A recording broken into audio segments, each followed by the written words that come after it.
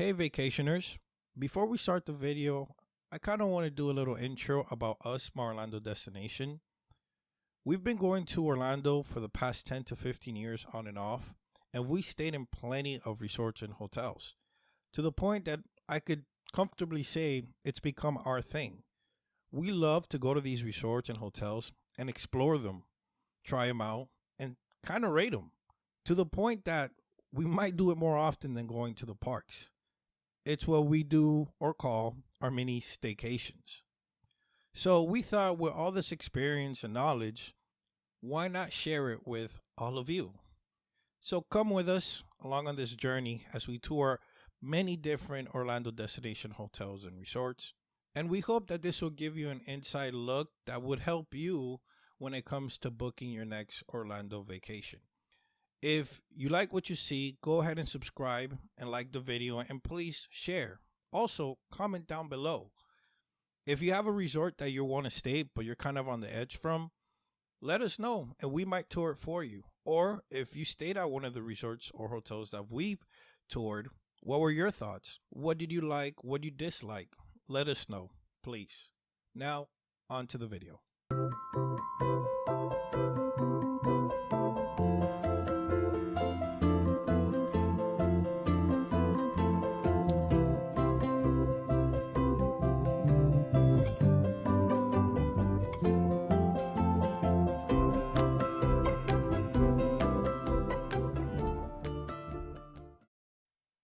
So like I stated before in the intro, we've been staying at hotels and resorts in Orlando for a really long time. And it took me a minute really to find out how to get the best prices for a trip. But once I understood the system, if you want to call it that, it was kind of easy afterwards to start looking for the right prices or the best prices every time I wanted to stay at a resort or hotel. So there are 4 things that can impact your booking on your next trip. The first one is a type of resort or hotel you stay at. The second is the time you book your hotel or resort. The third is the location in which you book the resort or hotel. And the fourth is brand recognition. So starting with number 1, it's very important to know how to pick the resort or hotel you want to stay at depending on your trip. Now, just to make things easy, I'll break it down to 3 different tiers. You have your regular, your premium, and your luxury hotels. Usually the luxury hotels are the ones that are closest or nearest the attraction and has most of the amenities someone would want for their next vacation stay.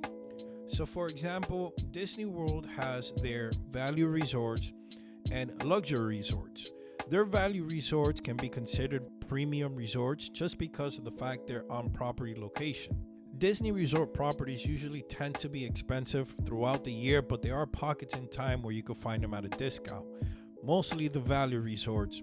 The luxury resorts, you can still find them at a good price from time to time, but you really have to be on the hunt. Universal Studios has a high tier, mid tier, and low tier hotels and resorts. Their high tier is Portofino, the Hard Rock Hotel. The mid tiers are the Aventura Cabana Bay, and then their low tier is the newest opening that they did, I believe it was last year, is the Endless Summer Resorts. Now, premium resorts are resorts and hotels that are kind of on the outskirts of the attraction area, and these resorts tend to fluctuate from very expensive to almost at a bargain price depending on the time that you book them. Most of these tend to have really good amenities, and I would comfortably say they're probably better than some of the value properties you find in the attraction area, at least for the price. Now, your regular resorts and hotels, these are mostly hotels at this point. They're usually found in pockets in everywhere within the outskirts or a little bit further out from the attraction areas. These are like your Holiday Inn, your La Quintas, your Radisson Inn. These are actually very good for the price depending on what is your intentions for your trip. So that's what I wanted to allude to. If you're going to go on a trip and you're just going to be at the parks all day and you come back to your hotel just to sleep, it doesn't really make sense for you to stay at a luxury resort if you're not going to capitalize on all its amenities. Now, if you're gonna do a what I call half and half the parks and then half a little bit of a staycation, that's when you can start going to more of these high luxury, expensive resorts. The other case is if you want a full immersive experience. So if, for example, if you want to stay in Disney and you just want that Disney experience, I would go ahead and book at least one of the value resorts in Disney so you could get that whole experience. Same thing in Universal. If you book one of their value resorts in Universal and you really never leave the attraction area, it's a real big difference. But it all depends on your trip and your budget. Going to number 2, the time you book your hotel is actually very important. And I'm going to break this down into part A and part B. Part A is the time of year that you book your resort or hotel, and part B is when you actually book it. Part A refers to the time of year or the season of the year that you decide to book. Orlando has different traffic seasons, usually peaking in the winter and in the summer. In between, you have different pockets of slow time, and that's usually between, I would say, January, February, and March.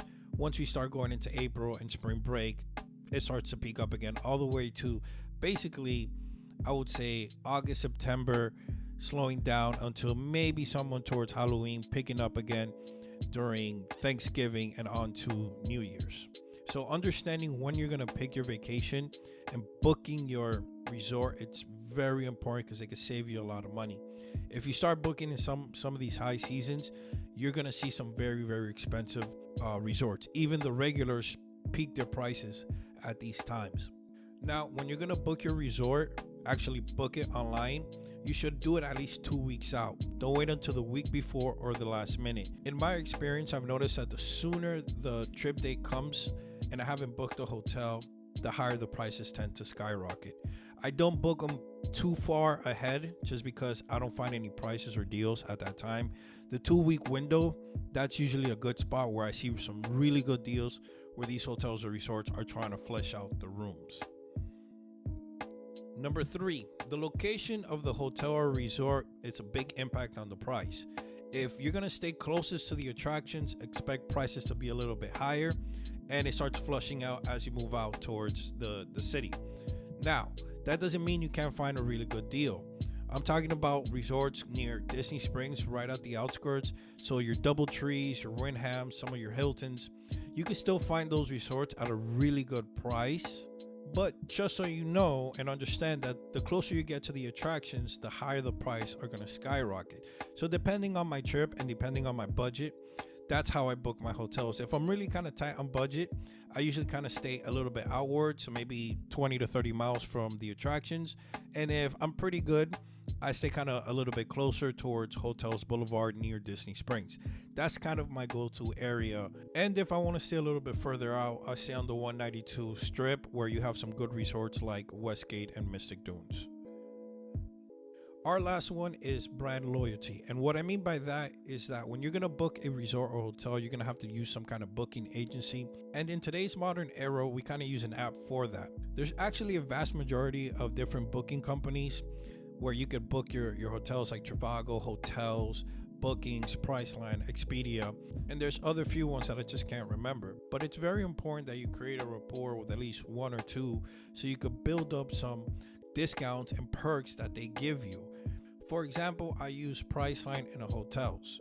With hotels, if you book 10 nights, you get one free off the average value of the 10 nights. With Priceline, when you book after a certain amount of times, they start giving you some really heavily discounted discounts, 30 to 40% depending on where you are booking.